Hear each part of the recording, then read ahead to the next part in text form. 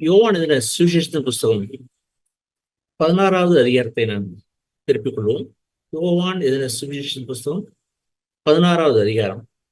நம்முடைய ஆண்டவர் இந்த பூமியில இருந்த நாட்கள்ல அவர் தம்முடைய சிஷ்யர்களை அவர்களை சிச்சித்தாங்க, கடிந்து கொண்டாங்க, அவங்களுக்கு ஆதரவா இருந்தாங்க. எத்தனையோ புத்திமதிகளையும் ஆலோசனையும் அவங்க சொன்னாங்க. அவங்க இந்த பூமியை விட்டு ஆண்டவர் இந்த பூமியை விட்டு போறாங்க. அப்படி போகிறதுக்கு முன்னால இந்த செய்திய தம்முடைய பிள்ளைகளுக்கு, தம்முடைய சிஷ்யர்களுக்கு இந்த செய்தியை சொல்றாங்க. அதாவது 16வது அதிகாரம் 7வது வசனத்திலிருந்து நான் வாசிக்கிறேன். நான் உங்களுக்கு உண்மையை சொல்றேன். நான் போகிறது உங்களுக்கு பிரயோஜனமா இருக்கும். நான் போகாது இருந்தால் தேற்றரவாளன் உங்களிடத்துல வரமாட்டாங்க.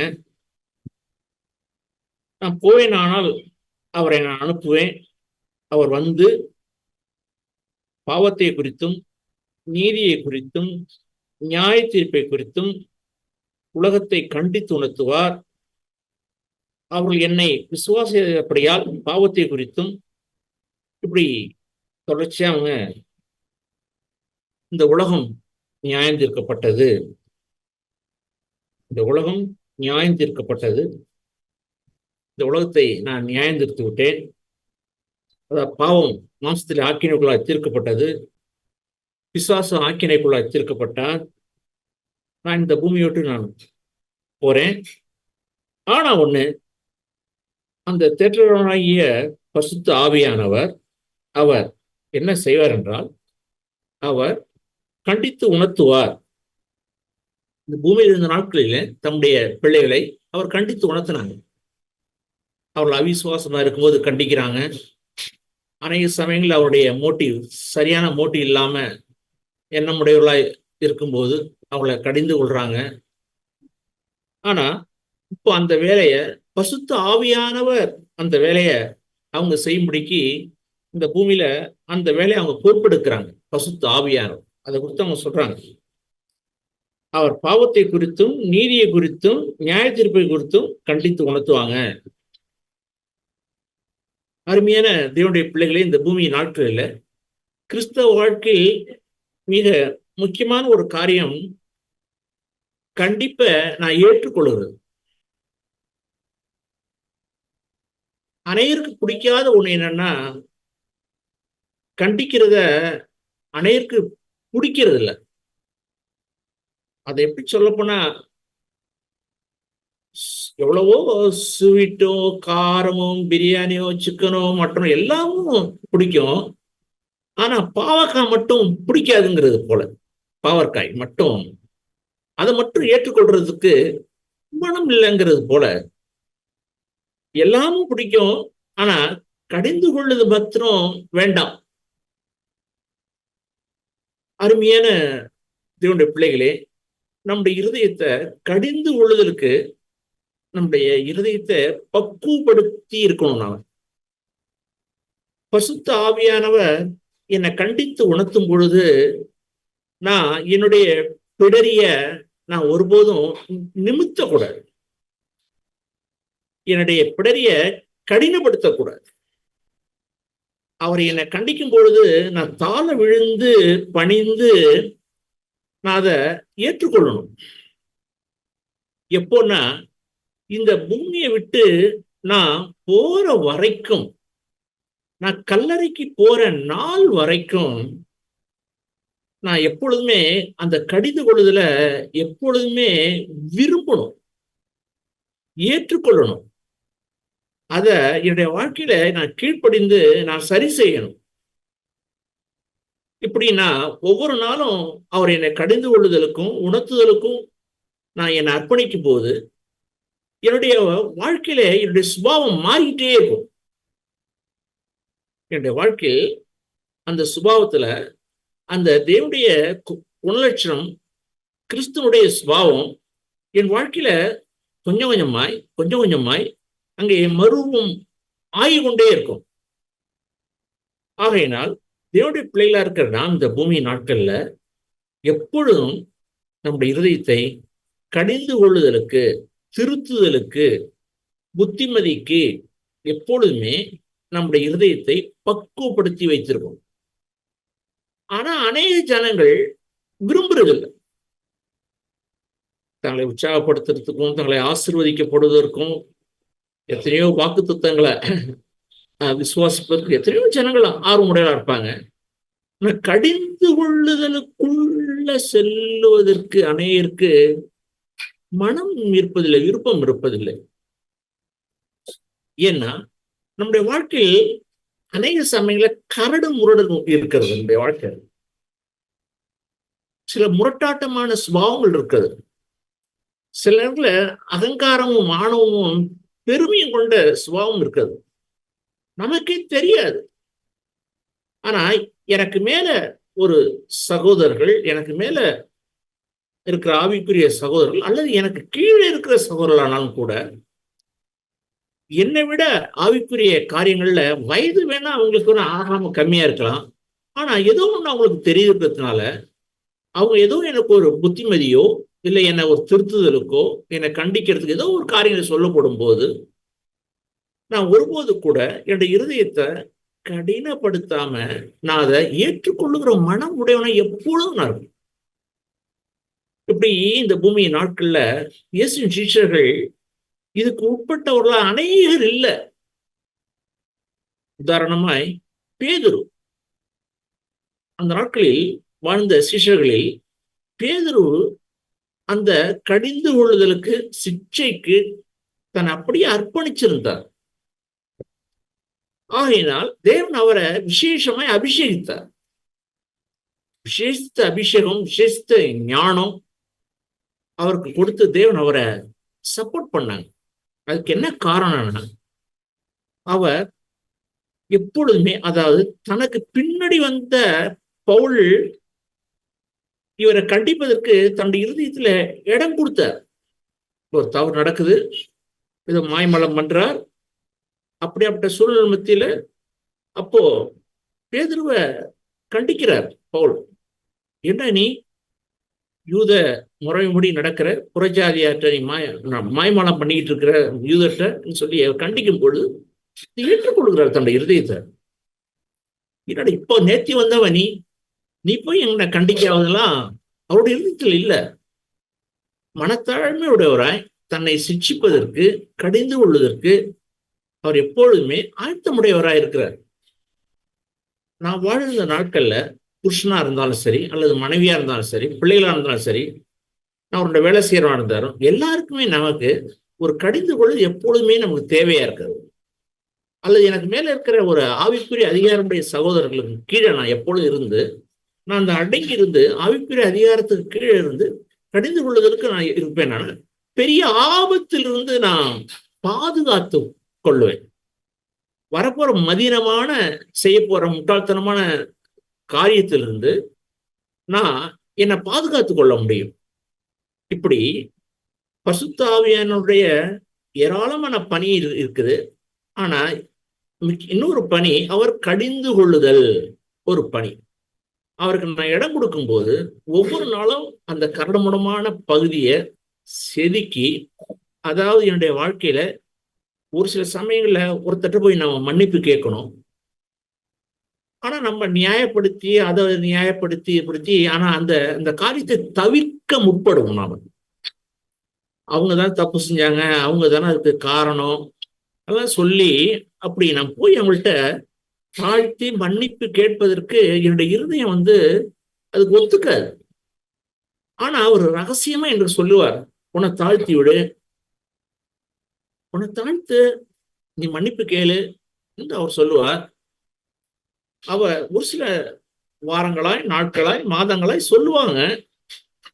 ஆனா அதை நான் அல்ல தட்டுவேனானா எனக்கு நஷ்டம். என்னுடைய வாழ்க்கையில ஒரு பெரிய நஷ்டம். அவர் கண்டிக்கும் போது, அவர் எனக்கு உணர்த்தும் போது நான் அப்படியே செவிசாய்த்து நான் என்னை தாழ்த்தி, அதாவது யார் ரைட்டு யார் தப்புங்கிறதுலாம் முக்கியம் இல்லை, ஆனா என்னை தாழ்த்துவதற்கு ஒரு சந்தர்ப்பம் கிடைக்குது இந்த வாழ்க்கையில். இதுதான் வாழ்க்கையில் மிக பிரதான முக்கியமான ஒரு காரியம். எப்பொழுதும் என்னை தாழ்த்தும். சாரி, மன்னித்துக் கொள்ளுங்க, இதுக்கு காரணம் நான் தான் சொல்லி என்னை மன்னிப்பு கேட்கிறேன்.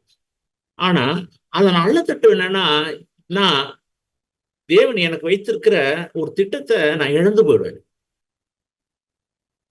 அருமையான தேவனுடைய பிள்ளைகளே, நாம் வாழும் நாட்கள் எல்லாம் கடிந்து கொள்ளுதலுக்கு நான் எப்போ உட்படுகிறோனோ அப்போ என்னோட வாழ்க்கையில ஒரு படி, ஆவிக்குரிய வாழ்க்கையில ஒரு படி மேலே போய் நான் தேவனோடு கூட ஐக்கியப்படுவேன். அதனால இந்த கடிந்து கொள்ளுகிற வேலையை செய்யும்படிக்கு பசுத்த ஆவியானவர் இந்த பூமியில அவங்க இருக்கிறாங்க. அவர் எல்லாரையும் கடிந்து கொள்ள மாட்டார், விருப்பவர்களும் மாத்திரம்தான். உதாரணமாய் பேதுரு பேதுரு குறித்து நான் பேச விரும்புகிறேன், சொல்ல விரும்புகிறேன். உதாரணமாய்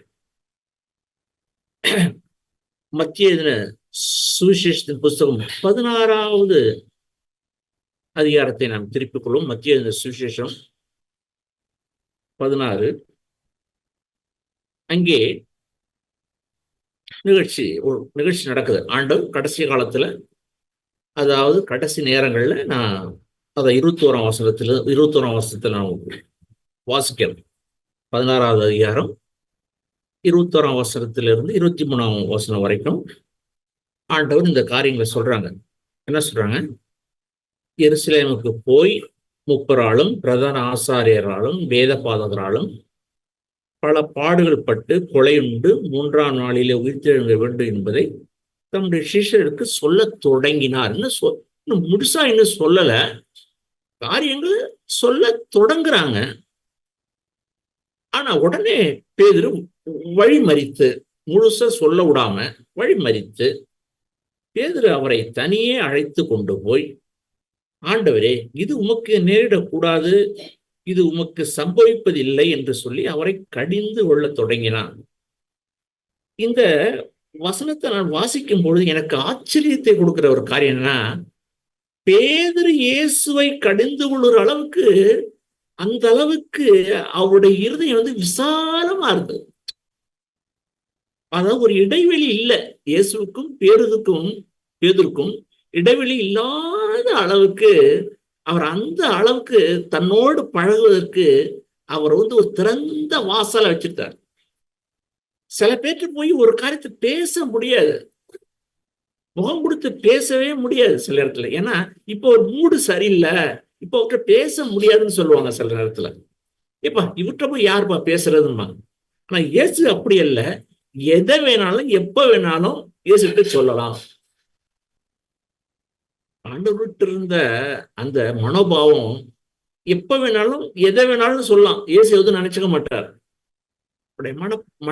மனப்பக்குவம் அப்படி இருந்துச்சு இயேசுடைய பக்கம். அதனாலதான் இந்த பேதுரு இயேசுவை சர்வ சாதாரணமாய், இதெல்லாம் உங்களுக்கு நடக்கக்கூடாதுன்னு சொல்லி இயேசுவை அவன் கடிந்து கொள்றான். என்ன உரிமை பாருங்க! இதுல தவறு இருக்குது, அது ஒரு பக்கம் இருக்குது. ஆனா அவனுடைய இருதயத்துல சிறு குழந்தைய போல, மனுஷமாய் சிறு குழந்தைய போல இயேசுவை கடிந்து கொள்றான். இயேசு கிட்ட இதெல்லாம் சம்பவிக்க கூடாதுன்னு சொல்றான். இயேசு மேல என்ன உரிமை அவனுக்கு? இயேசுவை கொடுத்தான நல்ல அபிப்பிராயம் அவனுக்கு. அவரோ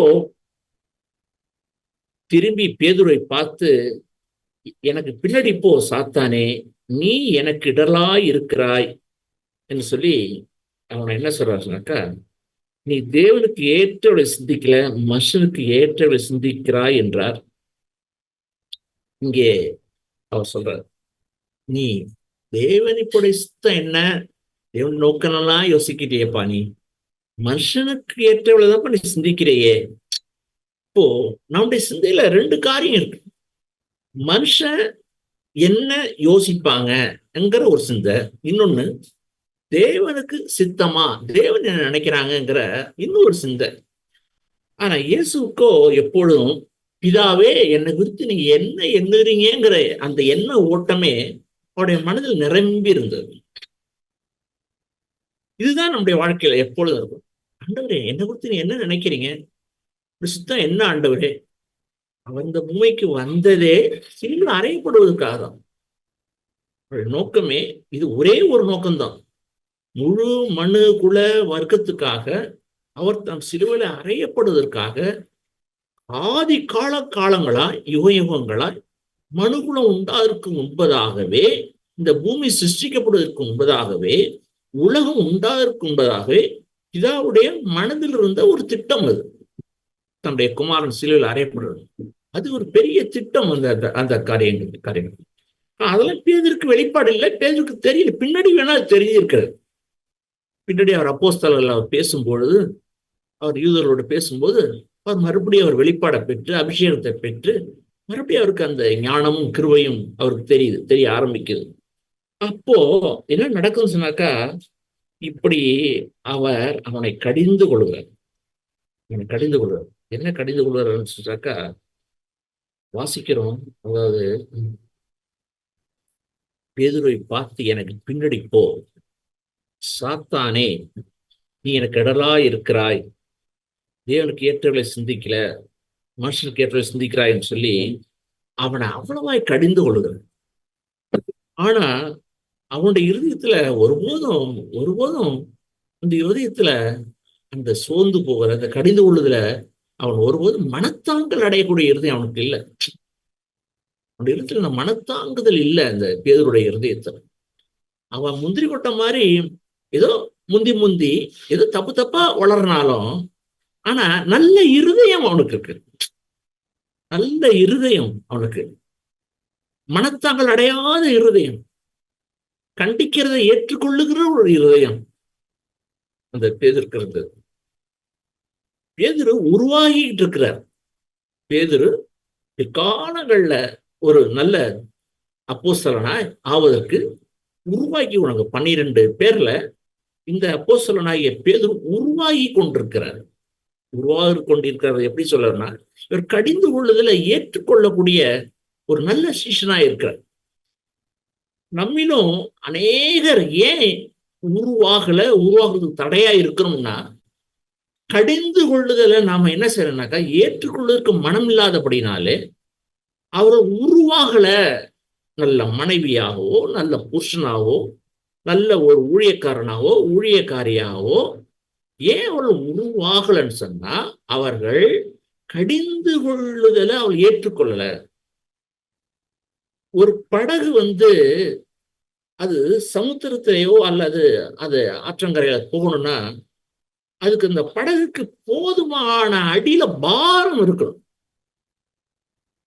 போதுமான அளவுக்கு அடியில பாரம் இருந்தாதான் அந்த காற்றுலயோ சுழல் காற்றுலயோ வேகமான இடங்களை போகும்போது அது கீழே தள்ளாது, கீழே விழாது. நான் என்ன சொல்ல வரேன்னா, அதாவது அந்த மனத்தாங்கள் யாரெல்லாம் அடைகிறார்களோ அடியில பாரம் இல்லாத படகு தானே சொல்ல வரும். அது சீக்கிரம் கவிழ்ந்துரும். யாரெல்லாம் கடிந்து கொள்ளுதலை ஏற்றுக்கொண்டு மனத்தாங்கள் அடையாம இருக்கிறார்களோ, அது போதுமான அளவு வாழ்க்கையில பக்குவப்பட்ட மனுஷர்கள். அருமையான தேவனுடைய பிள்ளைகளே, இந்த பூமி நாட்கள்ல நாம ஒவ்வொருவரும் வாழும் நாட்கள்ல எப்பொழுதுமே அந்த பக்குவப்பட்ட இருதயம். சில பேரை நான் பார்த்திருக்கிறேன், வயசு கொஞ்சம் தான் இருக்கும், ஆனா அவங்க பக்குவப்பட்டவளா இருப்பாங்க. பக்குவப்பட்ட இருதயம் உள்ளவா இருப்பாங்க. சில பேரு வயதா இருக்கும், தலை நிறைச்சிருக்கும், ஆனா அவங்க பக்குவப்பட்டிருக்க மாட்டாங்க. அவங்க எதுக்கெடுத்தாலும் மனத்தாங்கல் அடைவாங்க, எதுக்கெடுத்தாலும் குறை சொல்லுவாங்க, எதுக்கெடுத்தாலும் முறுமுறுப்பாங்க. எந்த ஆளுகைக்கும் அவங்க ஒருபோதும் அடங்கி இருக்க மாட்டாங்க. தன்னுடைய மதினத்தையோ முட்டாள்தனத்தையோ ஒத்துக்கொள்ள மாட்டாங்க. ஆகையினால அவங்க ஒரு புரோஜனம் மற்றவளா அவனோட வாழ்க்கை போயிடும். கழுத மாதிரி வயசாயிருக்கும், தலை நிறைச்சிருக்கும், தோல் சுருங்கி இருக்கும், ஆனா இருதயமோ அவர்களுக்கு பக்குவப்படலை. அருமையான தேவனுடைய பிள்ளைகளே, இந்த நாட்களில் இந்த பேதுரு ஒரு பக்குவப்பட்ட மனிதனாய், அதாவது தன் வாழ்க்கையில ஒரு பக்குவம் அடைகிறாரு. இது ஆண்டவர் கவனிச்சுட்டே இருக்கிறான். இவனுடைய வாழ்க்கையை கவனிக்கிறான். இவனுடைய இருதயம் சுருங்கி போயிருக்கா, இவன் செய்ய வேண்டிய வேலையை ஏதாவது குறைக்கிறானா, இல்ல ஒரு நேரம் என்னை கிட்டக்க என்னை கடிந்து கொள்ளுற அளவுக்கு இவனுக்கு உரிமை இருந்தது, இப்போ நான் சொன்னதுனால இவனுக்கு இப்போ கொஞ்சம் கேப் வந்திருக்குதா, கொஞ்சம் கேப் வந்திருக்கா சரி, ஆண்டவர் கவனிக்கிறாங்க. ஆனா இல்ல இல்ல அவன் இன்னும் இன்னும் ஆண்டவரை நெருங்கி இருக்கிறான். அவன் நெருங்கி இருக்கான். ஒரு முறை ஆண்டவர் சொல்லுவாங்க, அநேக இயேசுவோடு கூட இருந்து இயேசு பின்மாறி போற ஜனங்கள் நிறைய பேர் போவாங்க. அப்போ ஆண்டவர் தம்முடைய சீஷர்களை பார்த்து சொல்லுவார். அதாவது யோவான் எழுதின சுவிசேஷ புஸ்தகம் 6வது அதிகாரத்தில் அதை குறித்து வாசிக்கிறோம். யோவான் எழுதின சுவிசேஷம் 6ஆம் அதிகாரம் 66, 6வது அதிகாரம் 66வது வசனம். அது முதல் அவருடைய சீஷரில் அநேகர் அவரோட கூட நடவால் பின்வாங்கி போனார்கள். அப்பொழுது இயேசு 12 நோக்கி, நீங்களும் போய்விட மனதா இருக்கிறீர்களா? எப்பா, நிறைய பேர் வந்தாங்க, ஏராளம் ஜனங்க வந்தாங்க, போயிட்டாங்க. அப்புறம் கொஞ்சம் பேர் இருந்தாங்க, ஒரு 120 பேர் இருந்தாங்க, அவங்களும் போயிட்டாங்க. அதுல கொஞ்சம் மீறி இப்போ ஒரு 12 நபர் இருக்கீங்க. நீங்களும் போயிடணும் மனசா இருக்கீங்களா? நீங்களும் போயிடுறதா போலாம்ப்பா நான் சொல்றேன். ஆனா இந்த 12 நபர்ல ஒரு நபர் பேதுரு, இவர் தான் சொல்லுகிறார். என்ன சொல்லுகிறார்னா, இந்த சீமோன் பேதுரு அவருக்கு பிரதித்திரமாக, ஆண்டவரே ஆண்டவரே, நாங்க யாரிடத்துல போவோம்? யாரிடத்துல போவோம்? நாங்க எல்லாரையும் பார்த்துட்டு வந்துட்டோம் என் வாழ்க்கையில. ஆனா உண்மை போல ஒரு மனுஷரை, உண்மை போல ஒரு தேவனை நாங்க பார்த்ததே இல்லை. எத்தனையோ வேத பாரகரையும், எத்தனையோ ஆசாரியரையும், எத்தனையோ பக்தி வேஷக்காரர்களையும் எங்க வாழ்க்கையில பார்த்துட்டேன். ஆனா உண்மை போல நான் என் வாழ்க்கையில பார்த்ததே இல்லை. நித்திய வாழ்வு உங்கள்கிட்ட தான் இருக்குது ஐயா. உண்மை தவிர நாங்க எங்க போவோம்?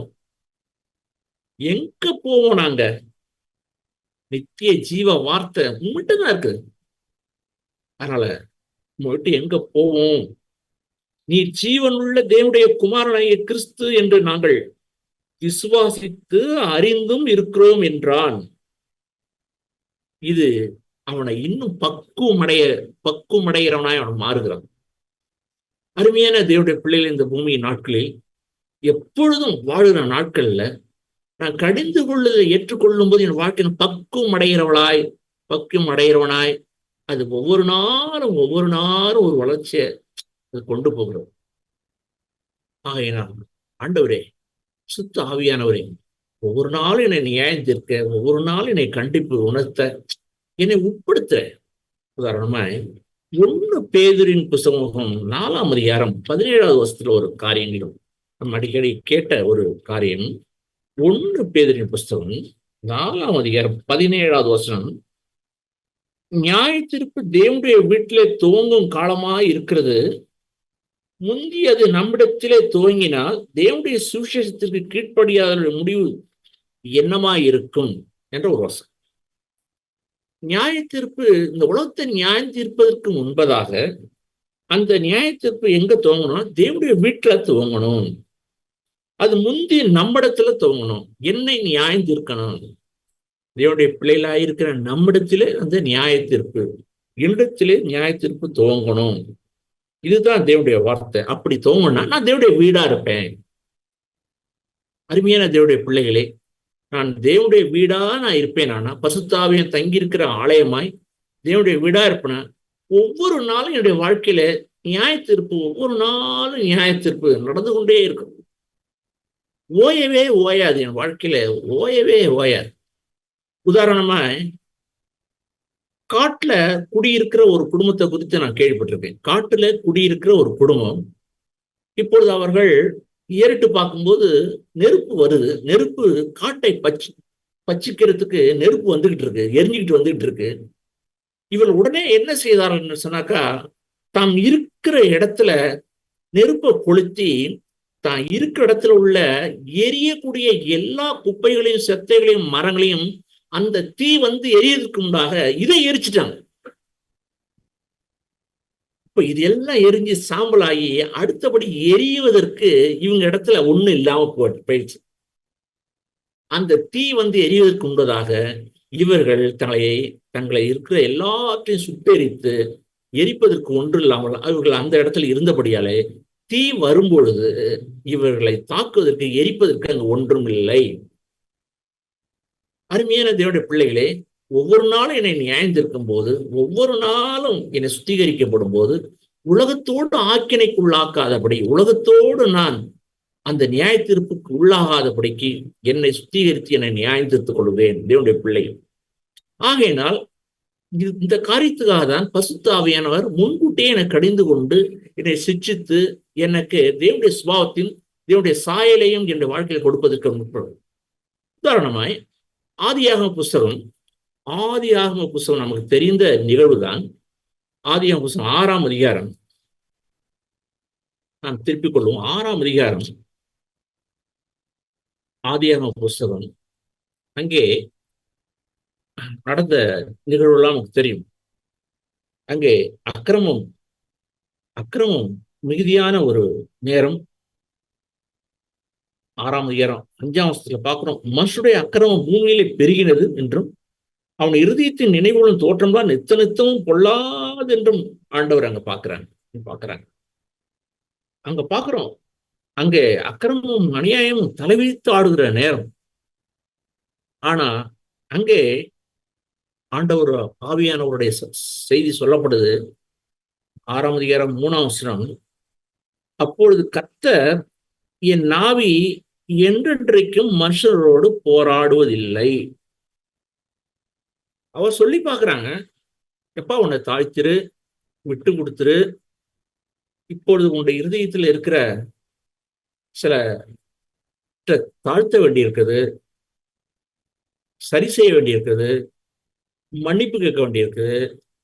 இப்படி என் மனசாட்சி உறுத்திட்டு இருக்குது. சிலருக்கு கொடுக்க வேண்டிய பணம், சிலர் சரி செய்ய வேண்டிய ஒரு காரியம் இருக்குது. அங்க ஆவியானவர் எனக்கு உணர்த்துறாங்க, இத கொடுத்துரு, இதை உனக்கு தாழ்த்திரு. இப்போ என் இருதயத்துல சுத்த மனசாட்சி இல்லை, ஏதோ என் இருதயத்துல ஏதோ பாரம் இருக்கிறது. ஆனா ஆவியானவர் எனக்கு மனசுல இருந்து சொல்றாங்க, நான் உடனே கீழ்ப்படிந்து ஆண்டவரே செய்ய விரும்புறேன். ஆனா அநேக சமயங்களை செய்யறதுக்கு எனக்கு பலன் இல்லை, எனக்கு தாழ்த்ததுக்கு எனக்கு பலன் இல்லை சொல்லணும்னா, ஆண்டவர் நமக்கு பலனை கொடுத்து சக்தியை கொடுத்து என்ன செய்வார் சொன்னாக்கா, அந்த காரியத்தை சரி செய்வதற்கு உதவி சார். அவர் பெயர் உண்டு, அவர் நம்மை பலப்படுத்துகிறவன் பெயர் உண்டு. அவர் பலப்படுத்து கரடமுமான சூழ்நிலையை சரியாக்கி நம்ம என்ன செய்வாருக்கா, நம்மளை அந்த குமாரனுடைய சாயல் கோப்பா மாற்றுவதற்கு, அந்த கரடுமுடான பகுதியை செதுக்குவதற்கு அவர் உதவி செய்கிறவர். அவர் உதவியாளர், தேற்றரவாளர் என்கிறார். அவர் கண்டிக்கிறவர் மாத்திரமல்ல, அவர் எனக்கு உதவி செய்கிறவர், எனக்கு தேற்றுகிறவர், எனக்கு முன்கூட்டியான காரியங்களை எனக்கு சொல்லுகிறவர். இப்படி அந்த பரிசுத்த ஆவியானவர் கண்டிக்கிறவர் மாத்திரம் இல்லாம இந்த வாழ்க்கை அநேக நன்மைகளை செய்கிறோம். அதுக்கு கண்டிப்பதற்கு நம்ம எப்பொழுதும் ஏற்றுக்கொள்ளணும். இங்க பாக்குறோம், அவர் சொல்லுகிறார், ஆனா மனுஷனோட ஏற்றுக்கொள்வதற்கு மனம் இல்லை. ஆகையினால் அவர் சொல்லுகிறார், நான் மனுஷனோடு போராட மாட்டேன், முடிந்து விட்டது. அவன் இருக்க போற வருஷம் 120 வருஷம் தானே, நான் போராட மாட்டேன். நம்மகிட்ட இந்த வார்த்தை சொல்லிட்டு ஆவியான துக்கத்தோடு போகக்கூடாது. எத்தனையோ தரம் இவன்கிட்ட சொல்லிட்டேன், எத்தனையோ தரம் இவள்கிட்ட சொல்லிட்டேன், இவள்கிட்ட பேசிட்டேன், ஆனா இவனோ மனம் திரும்ப மனம் இல்லைன்னு சொல்லி நம்மளை விட்டுட்டு ஆவியானவர் போயிடக்கூடாது. ஆவியானவர் நம்மளை விட்டுட்டு அவர் போயிட இடம் கொடுக்க கூடாது. அருமையானவர், இங்கே ஆவியானவர் அங்கே விட்டுட்டு அவங்களை விட்டுட்டு, நான் போராட மாட்டேன்ப்பா, நான் போறேன்ப்பா நான் சொல்லிட்டு போயிட்டார். அங்க பாக்குறோம், அங்கே அந்த பூமி ஜலப்பிரளயத்தால் அழிந்தது, ஒரே ஒரு குடும்பம் மாத்திரம் காக்கப்பட்டது என்று சொல்லி நான் வாசிக்கிறோம். இதுக்கு முன்னாடி ஆவியானவர் தம்முடைய முழு பலத்தோடு அங்கே பிரயாசப்பட்டார்.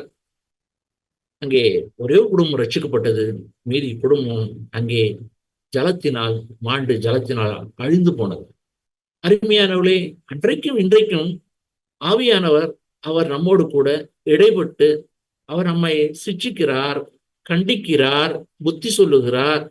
ஆகையினால் உணர்வுடையலா இருந்து நான் செவிசாய்க்கும் போது நிச்சயமாகிலுமே என்னை அவருடைய சாயலும் அவருடைய சுபாவம் கொண்டவர்களாய் அதை வரப்போ அந்த நியாயத்திற்புக்கு என்னை ஆயத்தமாக்கிறவராய் அவர் இருக்கார்.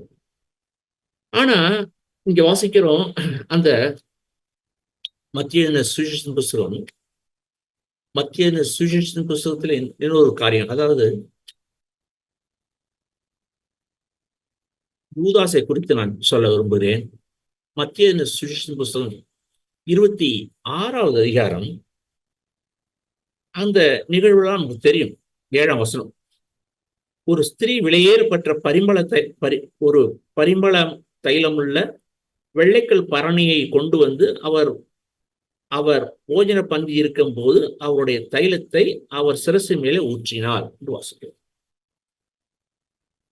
அங்கே சிஷ்யர்கள் குடியிருக்கிறாங்க, எல்லாரும் தைலத்தை கொண்டாந்து அவர் தலையில ஊற்றுறாங்க. அவருடைய சிஷ்யர்கள் அதை கண்டு விசிரமடைந்து, இந்த வீண் செலவு என்னத்திற்கு சொல்றாங்க. தாராளவான்கள் போல அவங்க அப்படி சொல்றாங்க. ஏன் இந்த வீண் செலவு சொல்றாங்க. இயேசு அதை அறிந்து அவளை நோக்கி, நீங்கள் இந்த ஸ்திரியை ஏன் தொந்தரவு செய்கிறீர்கள்? என்னிடத்தில நற்கிரியை செய்திருக்கிறாரே என்று சொல்லி ஆண்டவர் சொல்றார். அவளை விட்டுருங்கப்பா, ஏப்பா அவளை தொந்தரவு பண்றீங்கன்னு சொல்றாரு. இந்த காரியத்தை ஏற்றுக்கொள்வதற்கு மனம் மற்றவனா இருந்தார் அந்த யூதாஸ். சாதாரண காரியம், சாதாரண சின்ன காரியம்தான். தரித்திரர் உங்களோட கூட இருக்கிறாங்கப்பா சொன்ன அந்த காரியத்தை அவனால ஏற்றுக்கொள்ள சகிக்க முடியாது.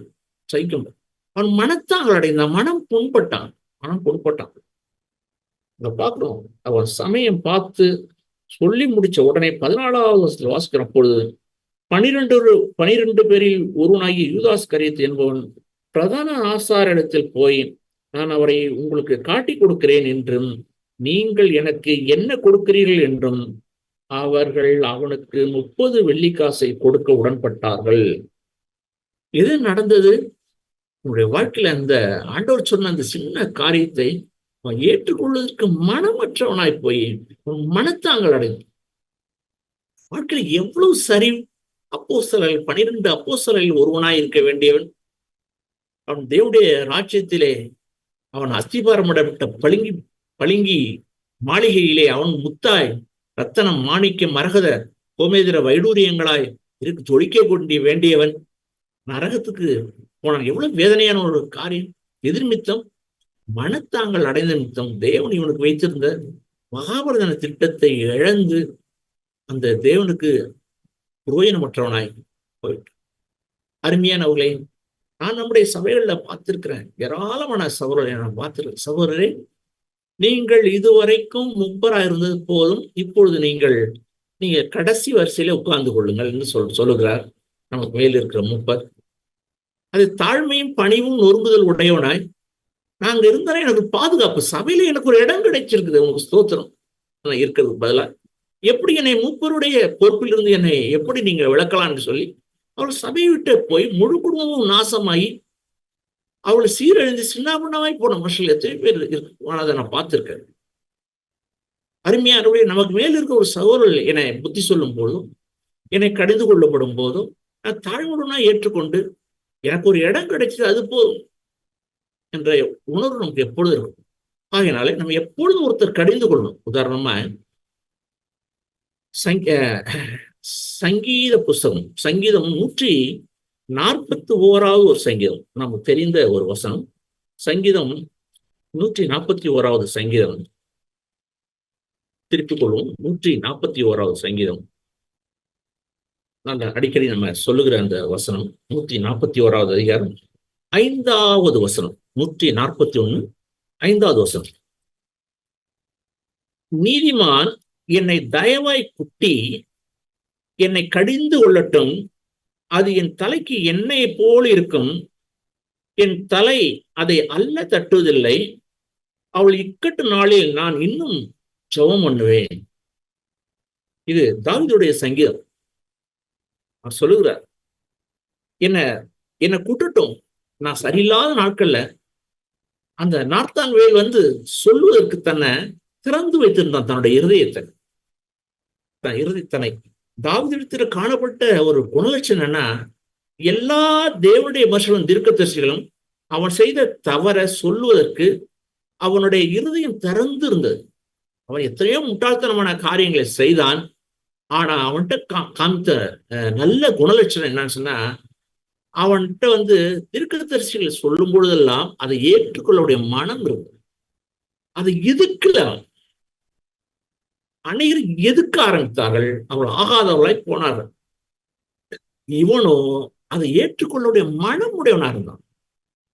தன்னுடைய வாழ்க்கையை திருத்திக் கொள்வதற்கு ஆயத்தம் உடையவனா இருக்கான். அவன் எழுதப்பட்ட அந்த வசனம் தான் அது. நீதிமான் என்னை தயவாய் குட்டி என்னை கடிந்து கொள்ளட்டும். இந்த ஆவி நல்ல ஆவி. அருமையான தேவனுடைய பிள்ளைகளை, இந்த இணைப்பில் இணைந்திருக்கிற ஒவ்வொருவருக்கும் எனக்கும் சேர்த்து நான் சொல்லுகிற காரியம்னா, எனக்கு மேல் இருக்கிற சகோதரர் என்னை எப்பொழுதுமே என்னை குட்டி என்னை திருத்துகிற ஒரு சகோதரர் இருக்கிறபடியால் நான் பாக்கியசாலி. நீங்களும் நானும் பாக்கியசாலி. எனக்கு மேல சகோதரர் இருந்து என்னை திருத்துறதுக்கு இருக்கிறாங்க. அதுக்கான பாக்கியசாலி. வசனம் என்ன சொல்ல சொன்னாக்கா, கர்த்தர் யாரை நேசிக்கிறாரோ அவரை சிக்ஷிக்கிறார்ன்றது வசனம் வாசிக்கும். நேசிக்கிறார்ன்றத எப்படி விளங்கிக் கொள்ளலாம்னு சொன்னா, என்னுடைய வாழ்க்கையில ஒரு சிச்சை, கண்டிப்பு, என்னோட வாழ்க்கையில கண்டிப்பு, சிச்சை, கடிந்து கொள்ளுதல் என் வாழ்க்கையில எப்பொழுதும் இருக்குமானா, நான் எப்பொழுதும் நேசிக்கப்படத்தக்கவரால பாதுகாக்கப்பட்டவனா இருக்கிறேன். அருமையான தேவனுடைய பிள்ளைகளே, நாம் எப்பொழுதும் கடிந்து கொள்ளப்பட்டவருடைய அந்த கரத்துக்கு கீழே நான் இருப்பேன்னா, நீங்களும் நானும் எப்பொழுதும் பாக்கியம். என்னை ஒருவருமே கடிந்து கொள்ளல, என்னை கண்டிக்கிறதுக்கு யாருமே ஆள் இல்லை, என்னை யாருமே கண்டுக்கலன்னு சொன்னா என்னுடைய நிலைமை மகா மகா துக்கத்துக்கும் வேதனைக்கும் உரிய நிலைமையா இருக்கு. அப்படி ஒருபோதும் நம்முடைய வாழ்க்கையில் ஆயிடக்கூடாது. அநேக ஜனங்கள் அப்படி ஆயிடுறாங்க. என்னை யாரும் கண்டிக்க கூடாது, தங்களுடைய எண்ணங்களுக்கு அவங்க நான் செய்யறது சரி என்று சொல்லி அவங்க தன்னுடைய மனதில் பெரிய ஆளா இருக்கிறாங்க. என்ன பெரிய ஆளா இருக்கிறாங்க? அவரை யாரும் தொடவே முடியாது, அவரை யாரும் தொட்டு கூட பார்க்க முடியாது. அதனால அருமையான தேவனுடைய பிள்ளைகளை, நான் வாழ்நாட்டில் யார் வேணாலும் என்னை சிச்சிக்கட்டும், யார் வேணாலும் என்னை கடிந்து கொள்ளட்டும், நான் எப்பொழுதும் நான் திருத்திக் கொள்ள ஆயத்தமுடையவளா இருக்கணும். இப்படி இருப்போம்னா பசுத்த ஆவியான தொடர்ந்து தொடர்ந்து என்னுடைய இழிவு நிலையையும் என்னுடைய கடின நிலையையும் ஒவ்வொரு நாளும் என்ன சொல்லிக்கிட்டே இருப்பாங்க. வாசிக்கிறோம், அதே வசனத்தை வாசிக்கிறோம். அதாவது, என்னை கடிந்து கொள்ளட்டும், என் தலைக்கு எண்ணெய் போல் இருக்கும், என் தலைக்கு எப்பொழுதும் அபிஷேகம் இருக்கும், பரத்தின் வல்லமையால் நான் எப்பொழுதும் நிரப்பப்பட்டிருப்பேன், பசுத்தாவியால் நிரப்பப்பட்டிருக்கேன், என் தலைக்கு எண்ணெயா இருக்கும். அதை நான் அள்ள தட்டுவதில்லை, அது வேண்டான்னு நான் ஒரு தட்ட மாட்டேன் இருதயத்துல. ஏன் என்னை கடிந்து கொள்றாங்க சார்? அள்ள தட்ட மாட்டேன், அதை வாங்கிக்கிறேன். இந்த வார்த்தையை வாங்கி இருதயத்துல வச்சுக்க, அள்ள தட்ட மாட்டேன். அதாவது, அவர்கள் இக்கட்டும் நாளில் நான் இன்னும் ஜெபம் பண்ணுவேன்.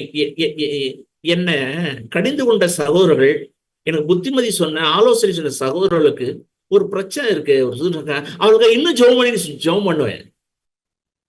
அவர்களுக்கு இன்னும் ஜெபம் பண்ணுவேன். என்னுடைய மூத்த சகோதரர்களுக்கு, எனக்கு மேல் இருக்கிற ஆளுகைக்கு நான் எப்பொழுதும் அவர்களுக்காக ஜெபம் பண்ணுவேன். என்ன நல்ல ஆவி! அருமையான தேவனுடைய பிள்ளைகளே, நான் எப்பொழுதும் கடிந்து கொள்வதற்கு என்னை உட்படுத்திக் கொள்வோம். கடிந்து கொள்வதற்கு எப்பொழுதும் என் இருதயத்தை திறந்து கொடுத்து, ஏன்னா நம்ம எல்லாரும் சரி செய்யப்பட வேண்டிய மனுஷர்கள், அதை மறந்து போகக்கூடாது. யார் கடிந்து கொள்ளுதல வெறுக்கிறாங்கன்னா, நான் சரியா இருக்கிறேன், நான் சரியாயிட்டேன், அது பெருமையுடைய உச்சக்கட்டம். லூசிஃபருடைய ஆவி அது. அவனை கரெக்ட் பண்ணவே முடியாது. பெருமைக்காரர்கள், தாழ்மையுள்ளவர்களை எப்படி வேணா கரெக்ட் பண்ணுவான்.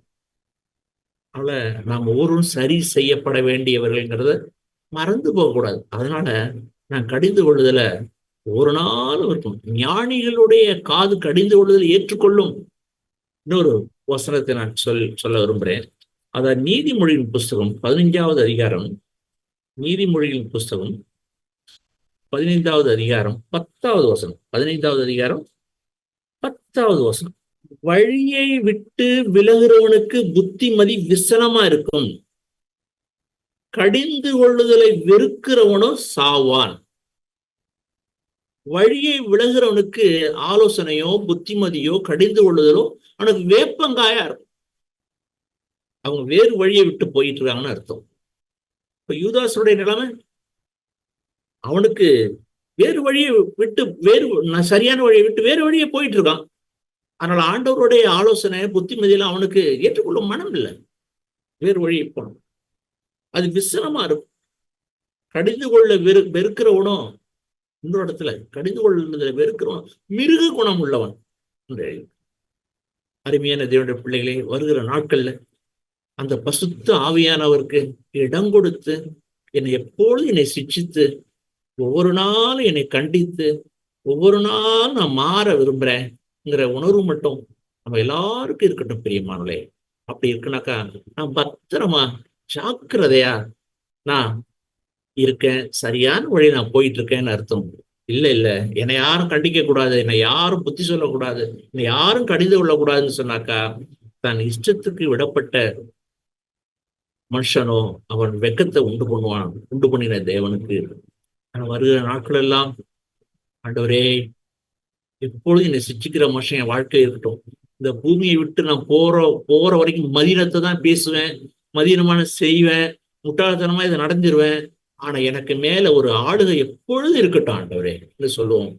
நீங்கள் நானும் பத்திரமா இந்த பூமியில அந்த தேவனுடைய ஆளுகைக்கு கீழே இருப்போம்னா பத்திரமா இருந்து அவர் வரும்பொழுது அவரோடு கூட நான் போறதுக்கு ஆயத்தமாகும். தேவன் இந்த பூமி நாட்கள்ல நமக்கு எப்பொழுதும் இந்த கொடுத்திருக்கிற நல்ல கடிந்து கொள்ளுதலை ஏற்றுக்கொள்ளக்கூடிய நல்ல இருதயத்தை தேவன் நம்ம ஊருக்கும் அருள்வாராங்க. ஆமென். பரலோக தகப்பனே, இந்த ஆளுக்காக நன்றி செலுத்துறோம். ஆண்டவரே, உடைய சபையிலே உடைய பசுத்த மத்தியிலே ஆண்டவரே நாங்களும் இருக்கிறோம். ஆண்டவரே பாக்கியசாலி ஆண்டவரே, நாங்களை கடிந்து கொள்ளுதலுக்கும் சீர்திருத்துதலுக்கும் புத்திமதிக்கும் ஆண்டவரே நாங்கள் உட்பட்டவர்களாய் வாழ விரும்புகிறோம். எங்களுக்கு மேல கொடுத்திருக்க பரிசுத்தவான்களுக்காக நன்றி ஆண்டவரே. எங்களுக்கு கொடுத்திருக்க ஆளுகைக்காய் நன்றி ஆண்டவரே. வாழ்நாளெல்லாம் அடங்கியிருந்து கடிந்து கொள்வதற்கு எப்பொழுதும் எங்களை உட்படுத்தி கொண்டு இந்த சித்த செய்ய எனக்கும் எங்களுக்கும் அனுகிரகம் பண்ணுங்க. இயேசு கிறிஸ்து மூலம் செபிக்கிறோம் நல்ல பிதாவே. ஆமென்.